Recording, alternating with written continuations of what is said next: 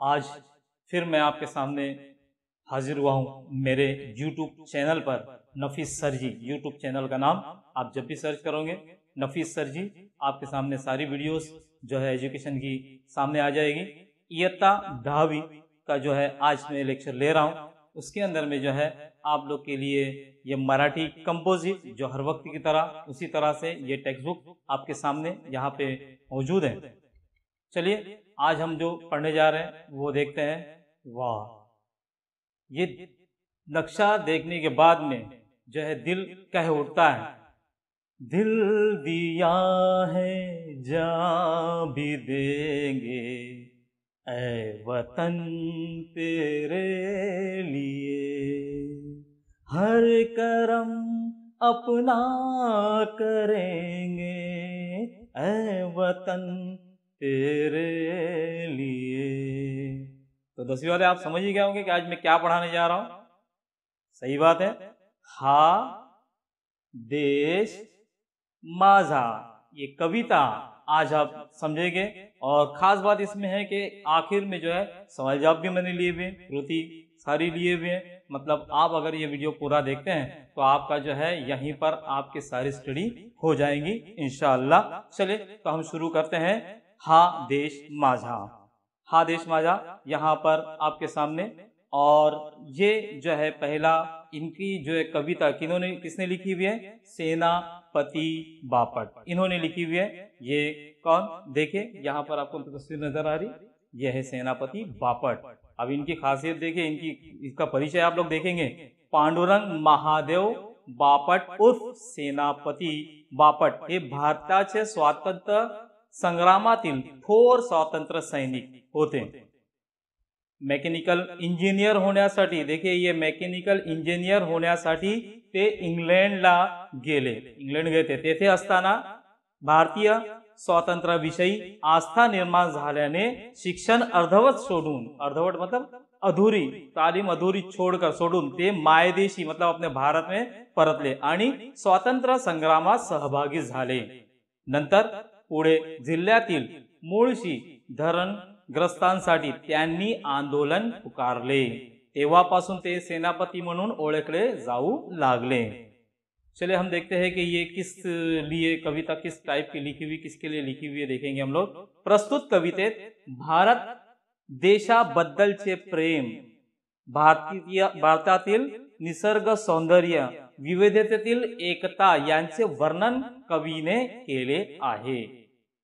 देश विघातक कृत्य करणारे हात, देश को तकलीफ पहुंचाने विघातक हात जो है, हात देश कार्याकडे वळावेत।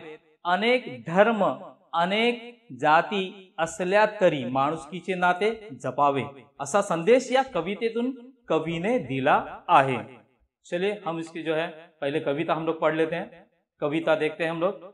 हा देश माझा याचे भान जरा से राहू द्या रे, हा उंच हिमालय माझा, हा विशाल सागर माझा, या गंगा यमुना शेती धरती बाग बगीचा माझा, अभिलाषा याची धरिता कुणी नजर वाकडी करता, या मरण द्याव्या स्फुरून आपल्या भाऊ पाहू द्या रे, जे हात उत्सुकलेले दगडांच्या वर्षावाला, रोखा ते लावा कार्याला या देशाच्या प्रगतीला, हे बंद करा उत्पात थांबवा आपुले घात, सामर्थ्य न जाओ व्यर्थ काहीसा अर्थ ही येऊ द्या रे, जरी अनेक आपुले धर्म जरी अनेक आपुल्या जाती, परी अभंग असू द्या सदैव आपुली माणुसकीची नाती, द्या सर्व दूर ललकारी, द्या सर्व दूर ललकारी, फुंकारे एक तुतारी, संदेश रोष जे द्वेष मनातील वाहून जाहू द्या रे। ये कविता हमारी हो चुकी है। अब इसके अंदर हम लोग जो मीनिंग देखते जाएंगे, इसको समझते हुए जाएंगे। देखते हैं पहली लाइन, हा देश माझा याचे भान जरा से राहू द्या रे। भान मतलब जानियो, इसमें मैंने उर्दू में भी लिखा हूं बेदारी, जानो मतलब बेदारी पैदा करो, अपने आपस में बेदारी पैदा करो कि हा देश क्या है, माझा आहे, आणि याचे भान, जरा बेदारी रहने दो, हमारे आप में बेदारी क्या रहने दो कि हमारा देश है, इसको आप पक्का गार्ड बांध दो अपने आप में। इसके मराठी में आप लोग इसको समझ लेंगे, क्योंकि आपको मालूम है कि 2 मास के लिए आपको जो सवाल पूछा जाने वाला है, क्वेश्चन पूछा जाने वाला है, खालील दिलेल्या ओळीचा तुम्हाला समजलेला सरळ अर्थ लिहा। तो उसका मीनिंग यहाँ पर यह सरळ अर्थ इस तरह से है, हा माझा भारत देश आहे, याची मनोमन जाणीव जरासी राहू दे। ठीक है, आगे बढ़ते हैं हम लोग, आगे देखते हैं। हा उंच हिमालय माझा, हा विशाल, हा उंच हिमालय, देखो हिमालय कितना बेहतरीन है, हमारे को क्या कुदरत ने हमारे को नजारा दिया हुआ, हमारे मुल्क में दिया हुआ है, हमारे देश में दिया हुआ है, कितना अच्छी अच्छी जगह है हमारे भारत में, हमको फक्र महसूस होता है ये हिमालय। तो कहते हैं, क्या बोल रहा है यहाँ पर कवि, क्या कह रहे हैं, हा उंच हिमालय माझा, ये उंच हिमालय जो अभी हमने देखा वो माझा, हा विशाल सागर, हाँ विशाल सागर, विशाल मतलब अथांग, मोठा, मोठा, ये जो बड़ा, उर्दू में लिखा हुआ है यहाँ पर बड़ा, सागर, सागर मतलब यहाँ पर देखिए समुद्र, समंदर, माझा ये मेरा है, यह गंगा यमुना शेती, ये गंगा यमुना जो हमारे देश में बहती है, और शेती धरती, धरती मतलब भूमि, जमीन, ये जो है बाग बगीचा माझा, बाग बगीचा सारी चीज मेरी है, ये बाग बगीचा माझा। चलिए हम लोग इसको मराठी में इसको समझ लेते हैं। हा सर्वात उंच असलेला हिमालय माझा आहे, हा अथांग सागर माझा आहे, माझ्या देशाला सुजलम सुफलम करणाऱ्या गंगा यमुना या पवित्र नद्या माझ्या आहेत, ही भूमी, त्याच्यावरची शेती व सदाबहार फुलणारे बाग बगीचा माझा आहे। ठीक है, समझ में आया? आपको ये समझ के लेना है, क्योंकि आपको लिखने के लिए आएगा, 2 लाइन दी जाएगी, आपको लिखने के लिए पूछा जाएगा, तो आपको लिखते आना चाहिए। चलिए आगे देखते हैं, आगे की लाइन देखते हैं हम लोग। अभिलाषा, अभिलाषा मतलब क्या है यहाँ पर देखिए आपके लिए दिया हुआ है, तीव्र इच्छा, आपकी तीव्र इच्छा क्या है, शदीद ख्वाहिश क्या है, उर्दू में भी दिया हुआ है शदीद ख्वाहिश।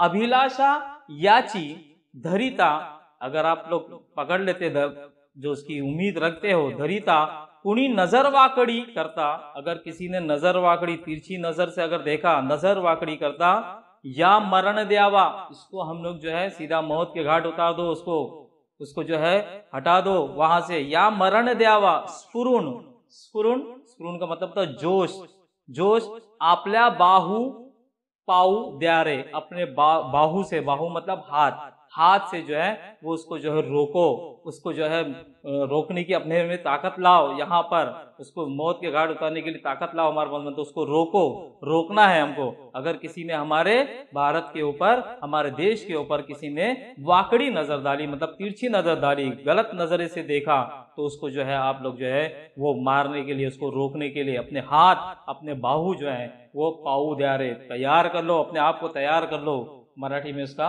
मफहूम इस तरह से है, उसका सरल अर्थ इस तरह से, या माझ्या प्रिय मातृभूमीची अभिलाषा कोण्या परक्या मनात जरी आली, परक्या मनात किसी और के मन में भी आई, वाकडा डोळा जर कोणी, वाकडा डोळा जर कोणी तिच्यावर केला, कोणी आक्रमण करण्याचे धाडस, आक्रमण हमारे पे हमला करने का धाडस केले, तर त्यांना मृत्यू देण्यासाठी, मतलब यम साधनाला धाडण्यासाठी, यम के पास भेजने के लिए सर्व भारतीयांचे बाहू, हाथ जो है स्फुरुण पाहू द्या, तैयार कर दो, आगे बढ़ो, मातृभूमी रक्षण करायला तिचे सुपुत्र समर्थ आहेत, उसके सुपुत्र लड़के समर्थ है, उसके जो है जवान तैयार हैं, इस बात को ध्यान में रखिए। चलिए आगे की लाइन हम लोग देखते हैं।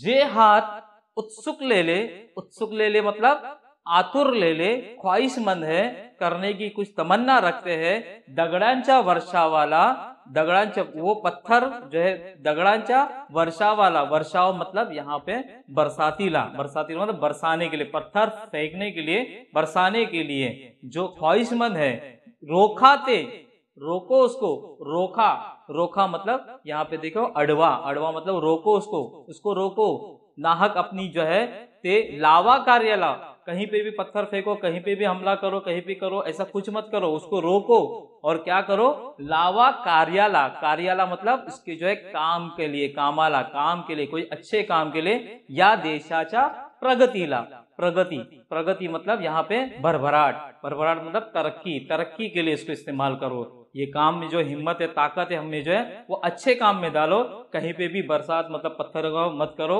अपनी ताकत को कहीं पे भी सर्फ मत करो, रोको इसको और अच्छे काम के लिए इसका इस्तेमाल करो। अब इसमें सरल अर्थ, मातृभूमीवर दगडांची कठोर बरसात करायला आतुरतेला हाताना अडवा, मातृभूमीवर हल्ला करणाऱ्या नराधमांना रोखा, तेच हात या देश कार्याला लावूया, या देशाच्या भरभराटीला झुंपू या। ठीक है, आगे बढ़ते हम लोग। आगे की लाइन, हे बंद करा उत्पात, ये उत्पात जो है बंद कर दो। उत्पात मतलब, उत्पात से मतलब होता है हंगामा, यह हंगामा जो है बंद कर दो, लेकिन उसका मराठी में अल्फाज में आपको यहाँ पे बता रहा हूँ, यहाँ पे दो बताया देखिए। अनर्थ, ये संकट, जिससे अनर्थ होने वाला, हंगामे से अनर्थ होने वाला है, संकट आने वाली, मुसीबत आने वाली, परेशानी आने वाली है। थांबवा आपुला घात, अपना ही घात रोको, अपना खुद का आप घात कर रहे हैं, घात मतलब नुकसान कर रहे हैं, हानि, या हानि जो है अपने आप की वो तुम रोको, उसको खुद रोको। सामर्थ्य न जाओ व्यर्थ, जो सामर्थ्य है, सामर्थ्य मतलब शक्ति जो है, कुव्वत जो है अपनी, वो व्यर्थ नहीं जाना चाहिए। व्यर्थ मतलब बेकार नहीं जाना चाहिए, ये व्यर्थ वाया फुकट, बेकार नहीं जाना चाहिए। अर्थ काहीसा अर्थ ही येऊ द्या रे, कुछ उसको अर्थ, कुछ मतलब ला रहे हो, कुछ काम में लाओ, अच्छे काम में उसका इस्तेमाल करो, व्यर्थ न जावे। चलिए उसका हम लोग सरल अर्थ देखते हैं। अनाठाई विघातक अनर्थ होईल या गोष्टी, जिससे जो अनर्थ होने वाला, या गोष्टी बंद करा, बंद कर दो, दंगली बंद करा, दंगल वगैरह सब ये सब फसाद होते हैं, सब बंद कर दो। देशवासियांचा घात थांबवा, देश अपने देश के ही घात कर रहे हैं आप लोग। विघातक गोष्टीमध्ये आपली शक्ती फुकट न जाता, वाया न जाता, आपल्या सामर्थ्याला योग्य अर्थ, योग्य दिशा द्या, एक सही दिशा दो, सही रास्ता दो, तो आप जो इसको कामयाब हो पाएंगे। चलिए आगे लाइन हम लोग देखते हैं। जरी अनेक आपुले धर्म, जरी आपको मालूम है हमारे भारत देश में बहुत धर्म के लोग रहते हैं। जरी अनेक आपल्या जाति, बहुत जात के लोग यहाँ पर रहते हैं, अलग धर्म के, अलग जात के हैं, सारे लोग यहाँ पर रहते हैं। परी लेकिन अभंग, अभंग का मतलब होता है अटूट, जुड़े हुए, हम लोग जुड़ाव, असूद्या जोड़कर रहने दो, जोड़े हुए रहने दो, असूद्या सदैव, सदैव मतलब हमेशा, हमेशा जुड़े हुए रहने दो। आपली माणुसकीची नाती, अपनी इंसानियत, मानुषकी मतलब इंसानियत, अपनी माणुसकीची नाती, नाती मतलब क्या है, रिश्ता, ताल्लुक, संबंध, ये संबंध जो है, ताल्लुक जो है, रिश्ता जो है वो रहने दो। भले अनेक धर्म के लोग हैं, जाति के लोग हैं, लेकिन वो एक दूसरे, हमेशा एक दूसरे से मिले रहने दो। सरल अर्थ, आपण अनेक धर्माचे, जातीचे लोक इथे या भूमीवर नांदत आहोत, पण आपले माणुसकीचे नाते, आपला धर्म स्वभाव, सर्व धर्म स्वभाव नेहमी अभंग अतूट राहू द्या। अभंग रहने दो मतलब जुड़ा हुआ रहने दो, अतूट रहने दो, ये हमारा काम है, ये हमको जम संभाल कर रखना है, जब भी हम भारत देश को जो है वो एक साथ रख पाएंगे। क्योंकि बहुत सारों की नजर हमारे भारत पे है ना, भारत को बर्बाद करने की सोच में है, लेकिन उसको रोको, ये सब हम करो। अगली लाइन, दया सर्व दूर ललकारी, दया दो, क्या दो, सर्व दूर, बहुत दूर दूर तक, ललकारी दो, ललकारी, ललकारी का मतलब क्या है, जय घोष, फतेह का नारा, जीत का नारा दो। फुंकारे, फुंकारे, फुंकारे मतलब क्या, वाजवा, बजाइए, क्या बजाइए, एक तुतारी। आपको मालूम है कि जब जीत हासिल होती थी जंग के मैदान में, तो एक जो है बिगुल बजाया जाता था, एक तुतारी बजाई थी उस जमाने में। तो तुतारी का मतलब क्या है, वो देख लो, तुतारी एक रण वाद्य, रण मतलब जंग की का साज, साज मतलब बजाने वाला, रण का साज। ये तुतारी आपने देखी है, नहीं देखी है, चलिए देख लीजिए, आपको तुतारी बता देता हूँ। ये तुतारी इस तरह से बजाई जाती थी, जीत के वक्त में ये बजाई जाती थी खास तौर से, और ये तुतारी इस तरह से बजाई जाती थी। और ये कहते हैं कि द्या सर्व ललकारी, फुंकारा एक तुतारी। फिर लिखते हैं संदेश रोष, संदेश दो, क्या संदेश दो, पैगाम दो, शिकवन दो, पैगाम दो, क्या पैगाम दो, रोष, रोष मतलब यहाँ पे राग, गुस्सा, ये गुस्सा जो है जे जो गुस्सा है, और जो द्वेष, द्वेष मतलब नफरत, हसद या मत्सर हेवा, मराठी में उसका मतलब भी समझते चलिए क्योंकि आपको समानार्थी शब्द आने वाला है ग्रामर के अंदर में। मत्सर हेवा हसद नफरत जो है, मनातिल वाहू जाऊ द्या रे, बह जाने दो, निकाल दो उसमें से, गुस्सा निकाल दो, नफरत निकाल दो, ये पैगाम पहुंचा दो, ये जाऊ द्या रे। उसका सरळ, तुतारी हे रणवाद्य फुंकून देशातील जनतेच्या एकजुटीची सर्व दूर गर्जना करा, आपल्या मनातील राग द्वेष वाहून जाऊ दे, हाच एक घडीचा संदेश आहे, शिकवण आहे। यही मेरा संदेश है और यही मेरी शिकवण है। कवि ने कितने बेहतरीन अल्फाजों में ये आपके सामने पेश किया है। अब आइए हम लोग देखते हैं इसका स्वाध्याय, मतलब जो है सवाल जवाब, क्वेश्चन आंसर। यहाँ पर कृति कहा जाता है, खालील आकृति पूर्ण करा। खालील आकृति पूर्ण करा। पहला सवाल आपके सामने है, देशाचे मोठेपणा सांगणाऱ्या कवितेतील गोष्ट। देशाचा मोठेपणा आपने पढ़े ना, चलिए जवाब दीजिए, थोड़ी देर होल्ड कीजिए, ये वीडियो को होल्ड कीजिए और याद कीजिए कि देशाचे मोठेपणा सांगणारे कवितेतील गोष्ट कौन कौन सी थी। होल्ड करने के बाद में चालू करना, देखिए आपका जवाब बराबर है क्या, मैं भी बताते हुए चलता हूँ। पहला है उनसे हिमालय, देखा था ना हमने, तस्वीर एक देखी थी उनसे हिमालय। दूसरा क्या देखा था, वहां पर आपको याद आने लगेगा, विशाल सागर, बहुत बड़ा विशाल सागर है, विशाल सागर। उसके बाद में जो है गंगा यमुना, इसकी बात हुई थी कि नहीं हुई थी, गंगा यमुना की बात हुई थी। उसके बाद में ये ऊपर की जानिब में जो है खेती धरती बाग बगीचा है ना, ये हमारा देश का मोटापना यहाँ पर बताता है। तो ये उसके जवाब है। इसी तरह से आपको बनाना है, ये आप लोग पेंसिल से भी बना सकते हैं बॉक्स, और उसमें लिखने का पेंसिल से नहीं, पेन से ही लिखना है आपको, ठीक है। चलिए आगे बढ़ते हैं। आगे जो है दूसरा सवाल, खालील आकृति पूर्ण करा। आकृति पूर्ण करा, आकृति पूर्ण करना है। यहाँ पर दिया हुआ सवाल, कवीने उल्लेख केलेल्या करायच्या गोष्टी, क्या क्या करने के लिए किया हुआ है, उल्लेख क्या क्या किया हुआ है, कौन कौन सी गोष्ट। तो पहले जो है उत्सुकलेले हात देश प्रगतीसाठी लावा। फिर दूसरा जो है आंसर जो है, घात करणारे उत्पात बंद करा, ये उत्पात जो है बंद करा। तीसरा जो है उसका जवाब आपके सामने यहाँ पर है, माणुसकीचे नाते जपा। और आखिर में ये उसका आंसर है, मनातील राग व द्वेष काढ़ा। चले आगे बढ़ते हैं। नेक्स्ट क्वेश्चन हम लोग देखते हैं, योग्य पर्याय निवडा।